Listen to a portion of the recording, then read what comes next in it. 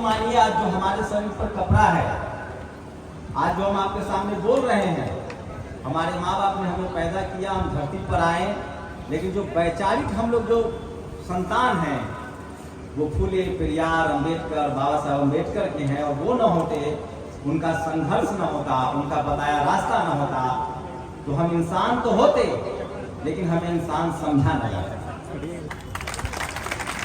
और नहीं जगने से किसका नुकसान है? नहीं जगने वालों का नुकसान है और देश का नुकसान है। नफा देखिए, अपना फायदा देखिए, कौन हमारा भला, हमारे समाज का भला और हमारे देश का भला करेगा। और दो चीज एकदम गांठ बांध लीजिए, जो धर्म के नाम पर वोट मांगे उस समझ लीजिए आपका सबसे बड़ा दुश्मन है, उसको बिल्कुल वोट नहीं देना है। दूसरा, वोट उसी को देना है जो स्कूल, अस्पताल, कॉलेज और बाबा साहब के विचार और संविधान की बात करे।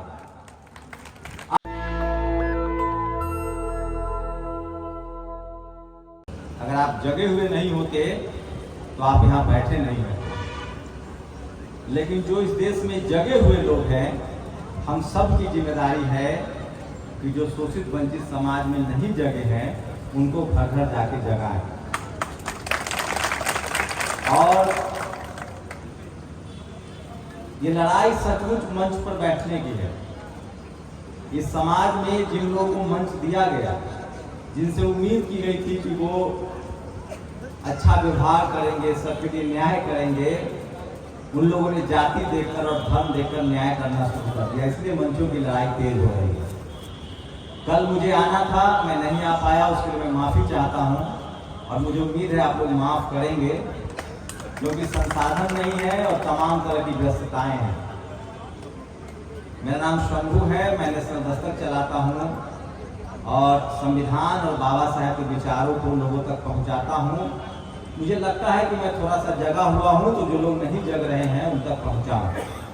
कल 11 अप्रैल था, ज्योतिबा फुले की जयंती थी, 5 अप्रैल को सम्राट अशोक की जयंती थी, 14 अप्रैल को दुनिया में सिंबल ऑफ नॉलेज, हम सबके मुक्तिदाता। आप यकीन मानिए, पैदा तो हमारे बाप दादा भी हो रहे थे, उनके बाप दादा भी हो रहे थे, लेकिन पिछले 1000-1500 साल की जो हमारी गुलामी थी उनको किसी ने खत्म किया है, तो वो बाबा साहब अम्बेडकर ने संविधान से किया है। तो आप यकीन मानिए, आज जो हमारे शरीर पर कपड़ा है, आज जो हम आपके सामने बोल रहे हैं, हमारे माँ बाप ने हमें पैदा किया, हम धरती पर आए, लेकिन जो वैचारिक हम लोग जो संतान हैं वो फुले पेरियार अंबेडकर बाबा साहब अम्बेडकर के हैं, और वो न होते, उनका संघर्ष न होता, उनका बताया रास्ता न होता, तो हम इंसान तो होते लेकिन हमें इंसान समझा न जाता। तो उनको कितना कृतज्ञता हम लोग प्रकट करें। मैं मोटी मोटी 2-4 बातें कहूंगा, और वो जरूरी इसलिए है कि आज भी इस देश में आजादी के 75 साल बाद इस देश के 90% लोगों की स्थिति नहीं बदली है। 10% लोगों के पास, मान लीजिए देश में 100 रोटी है खाने के लिए, तो 90 रोटी 10 लोगों के पास है, वो खा खा के मोटा हो रहा है, और 10 रोटी में 90 लोग गुजारा कर रहे हैं, उनके बच्चे लाचार बेबस हैं। आज इस देश में जो 90% लोग हैं, उनको संविधान में जो बाबा साहब ने हक दिया है वो हक मिल नहीं रहा है। हमारे लिए स्कूल कॉलेज नहीं है, हॉस्टल नहीं है, अस्पताल नहीं है। जब बाबा साहब थे उस समय के जो हालात थे उसके हिसाब से लड़ाई लड़ी उन्होंने, और संविधान में ऐसा प्रावधान किया, उनको उम्मीद रही होगी कि 20 साल 25 साल में हमारे लोग जग जाएंगे और वो अपनी किस्मत बदल लेंगे, लेकिन हम लोग शायद नहीं जगे हैं। अगर जगे होते तो ये हॉल भरा होता। और नहीं जगने से किसका नुकसान है? नहीं जगने वालों का नुकसान है और देश का नुकसान है। जो नहीं जगेगा, जो बाबा साहब के रास्ते पर नहीं चलेगा, न वो मंच पर बैठ पाएगा, न उसके शरीर पर कपड़ा होगा, न उसको समाज में मान सम्मान होगा। मैं बाबा साहब को इसमें बहुत स्वार्थी आदमी हूं, बहुत स्वार्थी। बाबा साहब को मैं इसलिए मानता हूं क्योंकि बाबा साहब का विचार न होता तो न मैं अमीर होता, न मेरी समाज में इज्जत होती और न मैं पढ़ना लिखना और बोलना सीखता। तो आप भी स्वार्थी बनिए और बाबा साहब के विचारों को आत्मसात कीजिए।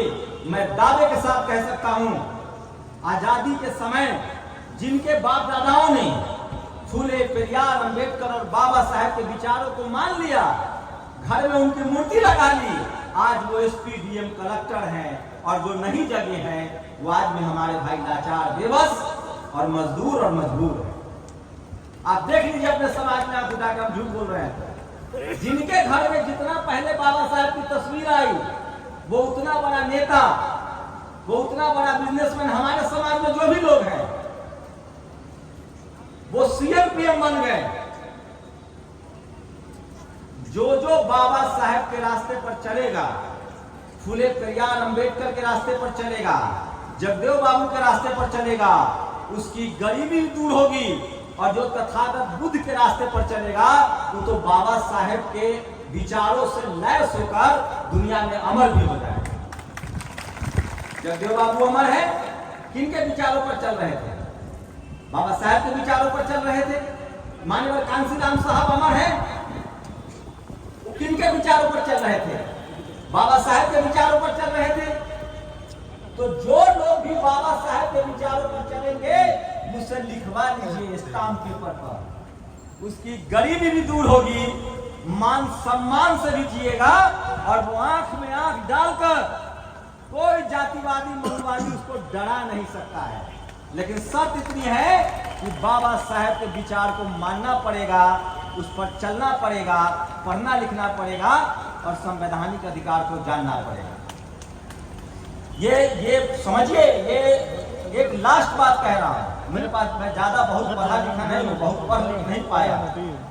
जो बाबा साहब को पढ़ा हूं, हमारे पास जो सबसे बड़ा हथियार है आज के समय में, अगर हम राजा के बेटा होते तो राजा होते, वो दौर खत्म नहीं हो सकते हैं। आप खूब जमींदार हैं, आप बड़े बड़े सेठ साहूकार हैं, तब भी आपका इस देश में उतना ही अधिकार है जितना एक गरीब और मजदूर का अधिकार है। हमारे पास जो सबसे बड़ी संपत्ति है वो वोट की संपत्ति है, जो बाबा साहब ने दिया है। और जिस दिन हम लोगों ने इस देश के 90% लोगों को यह समझा दिया कि ये जो वोट की ताकत है, इसका अगर तुमने सही इस्तेमाल कर लिया अपने फायदे में, अपने बच्चों के भविष्य के लिए, अपने समाज के लिए, अपने देश के लिए, उसी दिन तुम्हारी गरीबी, लाचारी और बेबसी दूर हो जाएगी। आप सोचिए, बड़े बड़े साहब लोग जो साल के 365 दिन जाति के गुमान में घूमते हैं, जो हम पर अत्याचार करते हैं, चुनाव के समय हमारा पैर पकड़ते हैं।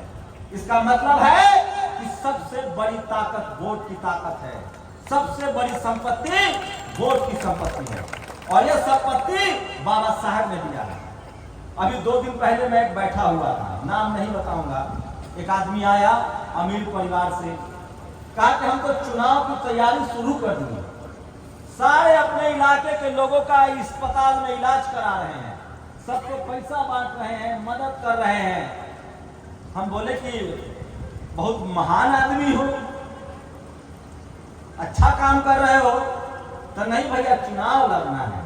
अब सोचिए, जो चुनाव से पहले 100 लगाएगा, उस चुनाव जीतने के बाद लूट लेगा। तो जो मुफ्त में आपको दिया जा रहा है 5 किलो राशन, ताकि आप स्कूल अस्पताल न मांगे, नौकरी न मांगे। आपको जो धर्म का डोज दिया जा रहा है, मैं आप लोगों से गुजारिश कर रहा हूं, अगर आपको अमीर बनना है, आप किसी भी धर्म के मानने वाले हो, वो आपकी आस्था है, लेकिन धर्म के नाम पर अगर आप तलवार चलाएंगे, हिंसा करेंगे, लड़ेंगे, पिटेंगे, तो आपका नस्ल बर्बाद होना है। हमसे लिखवा लीजिए। अगर आपके बच्चे जातीय दंगा में जाते हैं, सांप्रदायिक दंगा में जाते हैं, धर्म के नाम पर त्रिशूल तलवार चलाते हैं, तो जेल खटेगा और 7 पुश्ते आप लाचार, बेबस और गरीब रह जाएगा। मैं इसीलिए कह रहा हूं, ये मोटी मोटी बातें हैं जो मैं रोज अनुभव करता हूं, वो बता रहा हूं। इस देश में आपको अगर अमीर होना है, सम्मान से जीना है, तो पहला काम वोट कहां गिराएंगे ये तय कीजिए। अपना नफा देखिए, अपना फायदा देखिए, कौन हमारा भला, हमारे समाज का भला और हमारे देश का भला करेगा। और 2 चीज एकदम गांठ बांध लीजिए। जो धर्म के नाम पर वोट मांगे, उस समझ लीजिए आपका सबसे बड़ा दुश्मन है, उसको बिल्कुल वोट नहीं देना है।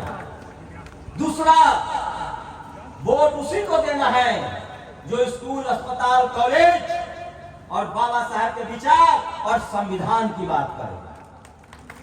आप गांठ बांध लीजिए, आप कितना पर्वत चढ़ जाइएगा, कितना सर पटक लीजिएगा, माथा फोड़ लीजिएगा, ना आपकी गरीबी दूर होने वाली है, ना आपको इंसाफ मिलने वाला है। वो इंसाफ मिलेगा पढ़ाई लिखाई से और संपत्ति से, और ये सारा रास्ता खुलेगा। जो मानवर साहब ने कहा है ना कि हर ताले की चाबी जो है वो सत्ता है। इसीलिए जो समाज सजग रहेगा, जो समाज अपने लोगों के साथ जुड़ा रहेगा और जो वोट की अहमियत समझेगा, वही इस देश में इज्जत से जिएगा, उसी का मान सम्मान होगा और उसी का केस दर्ज होगा। इसके अलावा और कोई रास्ता नहीं है।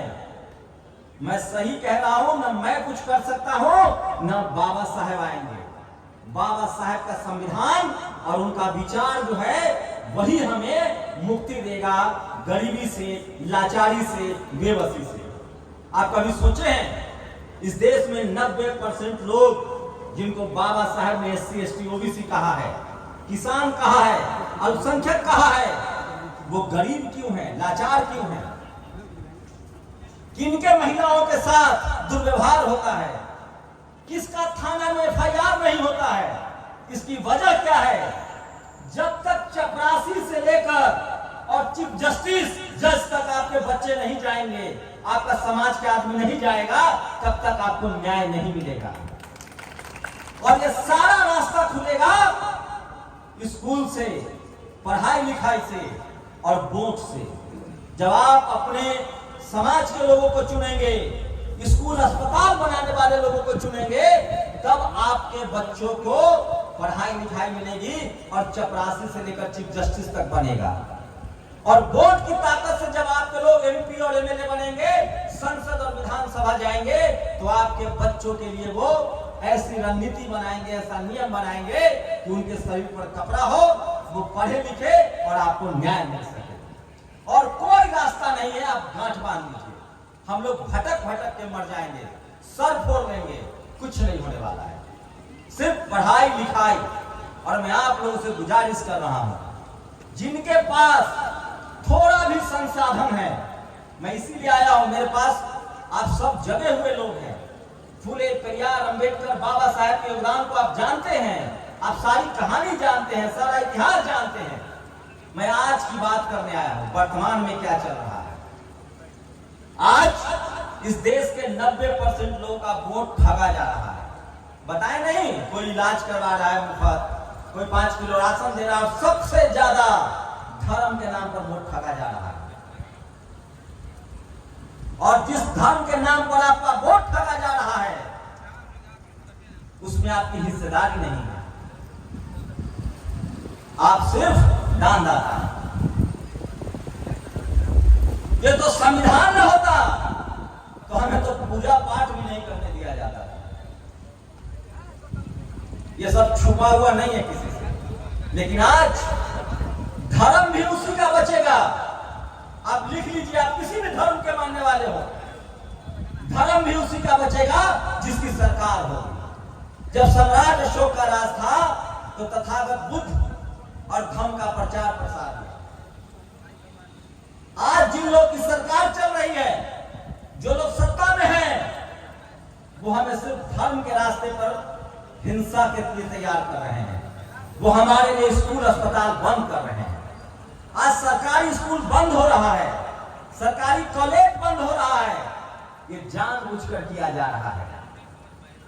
इस देश के जो मजदूर थे, जो मजबूर हैं, लाचार हैं, बेबस हैं, पहले जाति बनाई कि ये नाला साफ करेगा, ये चमड़े का काम करेगा, ये खेती करेगा, ये भैंस पालेगा, ये मजदूरी करेगा। और जब बाबा साहब ने संविधान दे दिया और कहा कि नहीं, सब पढ़ेगा लिखेगा, सब एसपी डीएम कलेक्टर सीएम बनेगा, सब सीएम पीएम बनेगा, तब इन लोगों ने आज के दिन में स्कूल कॉलेज के रास्ते बंद कर दिए। आप जान लीजिए कि बहुत बड़ी साजिश हो रही है। आप लोगों की जिम्मेदारी है, जो जगे हुए लोग हैं, आपको गाली सुनना पड़ेगा, FIR हो झेलना पड़ेगा, लेकिन अगर आप चाहते हैं कि आप आगे बढ़े, आपका समाज आगे बढ़े, तो कम से कम रोज 2 घंटा पैदल चलिए। अपने अपने गांव में, परिवार में, टोला में, पड़ोस में जा जा के लोगों को समझाइए कि क्या चल रहा है देश में। संविधान बदलने की तैयारी हो रही है, हमारे वोट को मशीनों से बदला जा रहा है, हमें लाचार और बेबस किया जा रहा है। पहले जाति बनाकर हमको गरीबी में धकेल दिया, और जब बाबा साहब ने वोट का अधिकार दे दिया, जब हमारे लोग वोट की ताकत से सीएम बनने लगे, अब उनको लगा कि इनका वोट कैसे ठगना है, तो मशीन से वोट ठगा जा रहा है। और ये बात आपको अब जाकर घर घर बतानी पड़ेगी, लोगों को समझाना पड़ेगा कि अपने बच्चों को स्कूल कॉलेज भेजो, वोट की ताकत समझो। और अगर आप लोग घर बैठे रह गए, अपनी अपनी पोटली लेकर बैठे रह गए कि हमारा क्या जा रहा है, हम तो ठीक हैं, जाके पूछिए इस देश के दलितों से, पिछड़ों से, किसानों से और अब अल्पसंख्यक समाज से, जो नौकरी में है, जो एसपी डीएम है, बन गए हैं कुछ लोग, उनकी क्या दुर्गति है। रोज उनको परेशान किया जाता है। आरक्षण से नौकरी तो मिल जा रही है, लेकिन आप सम्मानजनक तरीके से नौकरी नहीं कर पा रहे हैं। रोज आपके यहाँ कभी छापा पड़ता है, तो कभी डिसमिस किया जाता है, तो कभी सस्पेंड किया जाता है। नौकरी करने वाले लोगों की हालत और खराब है, क्योंकि मनुवादी जो है वो अब लोकतंत्र के जरिए सत्ता में बैठ गए हैं। चपरासी से लेकर चीफ जस्टिस तक ऐसे लोग बैठे हुए हैं जिनके दिमाग में मनुवाद है। और एक और बात बता दूं, एक आपसी सहमति बनानी पड़ेगी। 2 तरह का जातिवाद चल रहा है इस देश में, आपको दोनों जातिवाद को समझना पड़ेगा। एक जातिवाद है जिसमें किसान लोग शामिल हैं, बकरी बांध लिए उस पर लड़ाई, गन्ना तोड़ लिए उस पर झगड़ा, मतलब गांव में झगड़ा हो रहा है, उस पर ध्यान नहीं देना है। वो तो SC ST एक्ट में बंद होगा ही, जेल भी जाएगा। असली जो जातिवाद है वो अब शहर में चला गया है। अब वो आपके बच्चों को एसपी डीएम कलेक्टर और चपरासी भी नहीं बनने देना चाहता है। तो ये लड़ाई नौकरी की है, बिजनेस की है, व्यापार की है, संपत्ति की है, अमीर और गरीब होने की है। तो जो शहर वाला जातिवाद है वो बहुत ज्यादा खतरनाक है, और जो शहर में जातिवाद करता है वो दुमुहा सांप है, वो काटेगा भी और आपको पता भी नहीं चलेगा। आपके सामने कहेगा बाबू भैया, अब पता चला आपके बच्चे का नंबर काट दिया, आपको इंटरव्यू में फेल कर दिया। ये जातिवादी लोग इतने गिरे हुए हैं, इतने नीच हैं कि जानते हैं क्या करेगा। आपका बच्चा इंटरव्यू देने जाएगा तो उससे पूछेगा, देख लेगा कि SC ST OBC है, तो उससे पूछेगा कि बताओ चेकोस्लोवाकिया का राष्ट्रपति का नाम क्या है। बच्चा नहीं जानता। जब उसका जात वाला आएगा इंटरव्यू देने तो पूछेगा कि भारत के प्रथम राष्ट्रपति का नाम बताओ। आपको समझ में भी नहीं आया और आपके साथ कांड हो गया।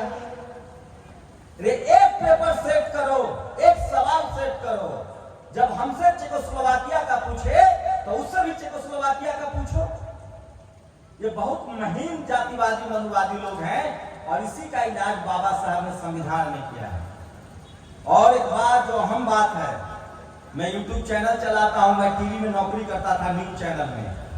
आपके घरों में जातिवादी और मनुवादियों का दो प्रवक्ता रोज आता है, एक टीवी और एक अखबार। इन दोनों का बायकॉट कीजिए। जब तक बायकॉट नहीं कीजिएगा कि आप लोगों को अफीम चटा रहा है। इन टीवी और अखबार का बायकॉट कीजिए, मत देखिए। और आप लोगों की जिम्मेदारी है, बाबा साहेब की कोई भी एक किताब खुद भी पढ़िए और अपने समाज में भी लोगों को पहुंचाइए। आप लोग अगर बाबा साहब की मानते हैं, इतने भी लोग जो यहाँ आज हैं और जो लाखों करोड़ों लोग सुनेंगे, मैं उनसे अपील करता हूं, आप सोचिए, अगर ये संविधान न होता, बाबा साहेब न होते, तो हम न होते, हमारे जैसे करोड़ों लोग न होते। उन्होंने अपने बच्चों की कुर्बानी दी। क्या हमारी कोई जिम्मेदारी नहीं है?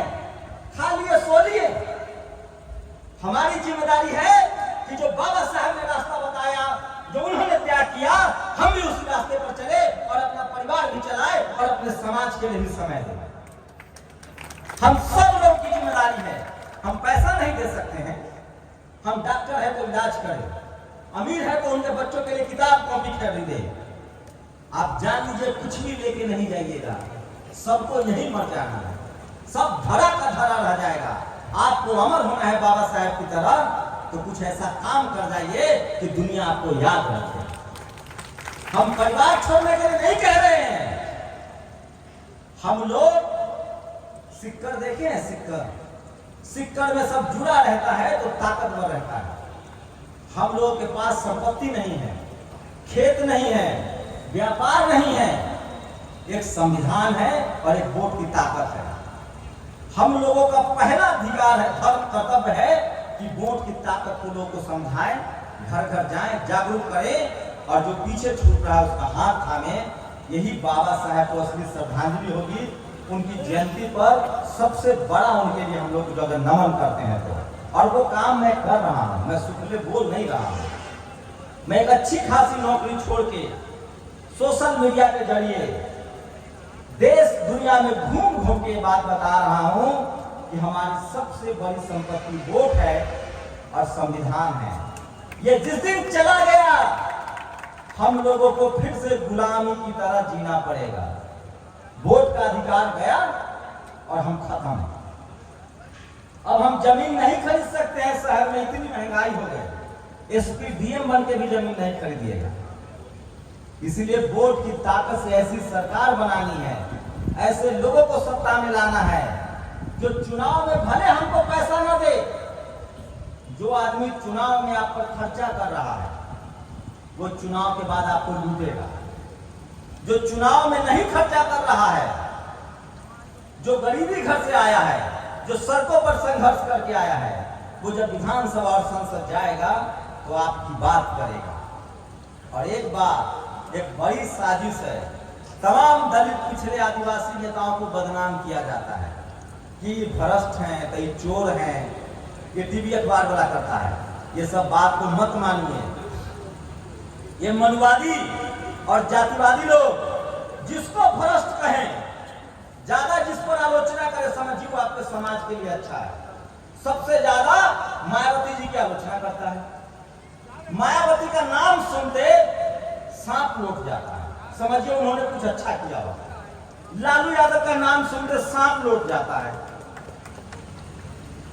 जननायक कर्पूरी ठाकुर को तो गाली देने लगता है। तो जितने दलित पिछड़े नेताओं को ये लोग गाली दे या नीच कहे या नीचे कहे, आप समझिए कि वो हमारे समाज के लिए कुछ जरूर अच्छा किया होगा, इसीलिए इसके सीने पर सांप लौट रहा है। एकदम यही मंत्र है। तो और हम लोग का किस्मत कोई नहीं बदल सकता है। वोट की ताकत, बाबा साहब का संविधान, पढ़ाई लिखाई और रोजगार। अगर एक पीढ़ी आपके घर में कोई नौकरी वाला है और थोड़ा भी आपके पास रहने के लिए घर है और संसाधन है, और 2 भाई 3 भाई हैं जहाँ अकेले हैं, तो ये काम और कीजिए, बिजनेस में हाथ डालिए, कंपनी बनाना सीखिए, बैंकों में आना जाना सीखिए। जब तक वहां हाथ नहीं डालेंगे आपकी तरक्की नहीं होगी। इस देश में सबसे बड़ा जो कारोबार है वो ठेकेदारी का है। और ये सब बात कोई बताएगा नहीं। इसलिए हमें गरीबी से न कोई भगवान निकाल सकता है, न कोई धर्म निकाल सकता है। वो हमारी आस्था है, आप जिसकी पूजा उपासना करें। गरीबी से हमें निकालेगा वोट की ताकत, बाबा साहब का संविधान, पढ़ाई लिखाई रोजगार। मेरे पास इसके अलावा और कुछ नहीं है कहने के लिए। आप लोगों ने मुझे सुना, बहुत बहुत शुक्रिया। नेशनल दस्तक की आपसे गुजारिश है कि अगर इसको बचाना चाहते हैं तो नेशनल दस्तक को सब्सक्राइब करने के लिए रेड कलर के सब्सक्राइब बटन को दबाएं, फिर बेल आइकन की घंटी दबाएं। नेशनल दस्तक को बचाने के लिए बहुत जरूरी है कि हर खबर को शेयर करें, लाइक करें, कमेंट जरूर करें।